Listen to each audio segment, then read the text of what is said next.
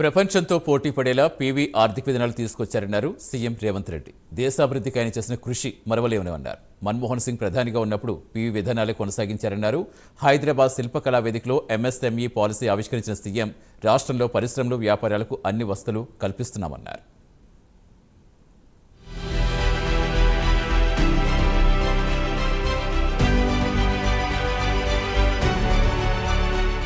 ప్రతి స్టూడెంట్ కు ఉపాధి కల్పించే విధంగా పరిశ్రమలను ప్రోత్సహిస్తామన్నారు సీఎం రేవంత్ రెడ్డి. అందుకే చిన్న మధ్య తరహా పరిశ్రమలకు పెద్దపీట వేశామన్నారు. ఈ మేరకు నూతన ఎంఎస్ఎంఈ పాలసీ 2024ను రిలీజ్ చేశారు. రాష్ట్రంలో వ్యాపారాలు, పెట్టుబడుల విస్తరణకు కొత్త పారిశ్రామిక విధానాన్ని అనౌన్స్ చేశారు. ప్రపంచ దేశాలకు ధీటుగా పారిశ్రామిక ప్రగతిని సాధించేందుకు తెలంగాణలో పుష్కలంగా అవకాశాలున్నాయన్నారు. పెట్టుబడులు పెట్టేందుకు హైదరాబాద్ స్వర్గధామంగా మారిందని, అందుకు రాష్ట్ర ప్రభుత్వం తీసుకొచ్చిన సంస్కరణలే కారణమన్నారు సీఎం రేవంత్ రెడ్డి.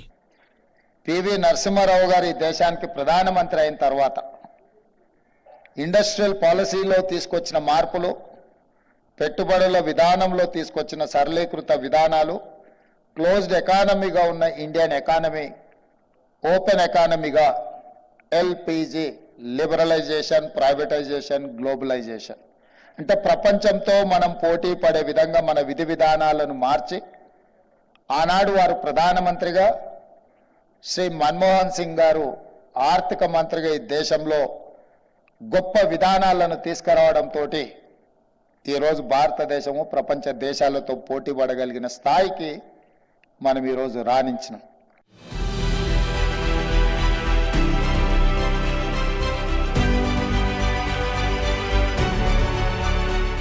వచ్చే 5 ఏళ్లలో ప్రతి జిల్లాలో ఒక పారిశ్రామిక పార్కు ఏర్పాటు చేయబోతున్నామన్నారు సీఎం.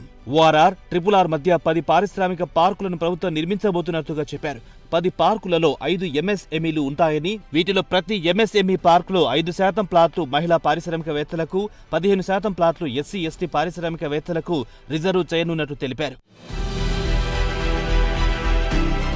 తెలంగాణలో పెట్టుబడులు పెట్టేందుకు విదేశీ కంపెనీలు క్యూ కడుతున్నాయన్నారు డిప్యూటీ సీఎం భట్టి విక్రమార్క. ఇటీవల సీఎం రేవంత్ రెడ్డి విదేశీ పర్యటనకు వెళ్లి వేలాది కోట్లు రాష్ట్రంలో పెట్టుబడులు పెట్టేందుకు బడా కంపెనీలతో ఎంఓయూలు కుదుర్చుకున్నారన్నారు. మా ముఖ్యమంత్రి గారు రేవంత్ రెడ్డి గారు,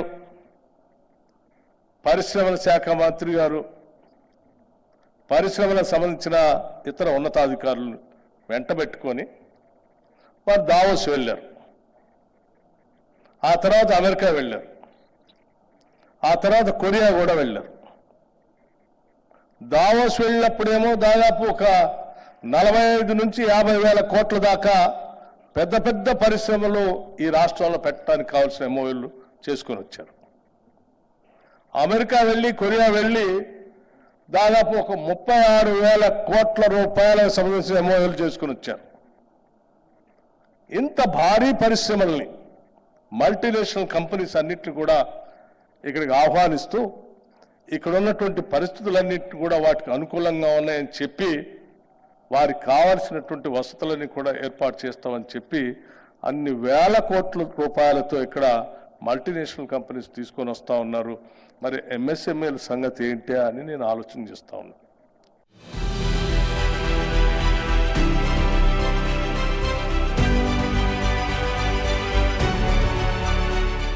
ఎంఎస్ఎంఈలు అభివృద్ధి చెందడం ద్వారానే రాష్ట్రాలు వృద్ధి సాధిస్తాయన్నారు సీఎం రేవంత్ రెడ్డి. యువతకు వ్యవసాయం, పరిశ్రమల్లో పెట్టుబడులు పెట్టేందుకు తగిన చేయూతనిస్తామన్నారు. చంద్రబాబు హయాంలో ఐటీ విప్లవాన్ని తీసుకొచ్చారన్న సీఎం తర్వాత రాజశేఖర రెడ్డి దాన్ని కొనసాగించారన్నారు. పాలకులు మారినా వారి విధానాలు కొనసాగుతాయని స్పష్టం చేశారు.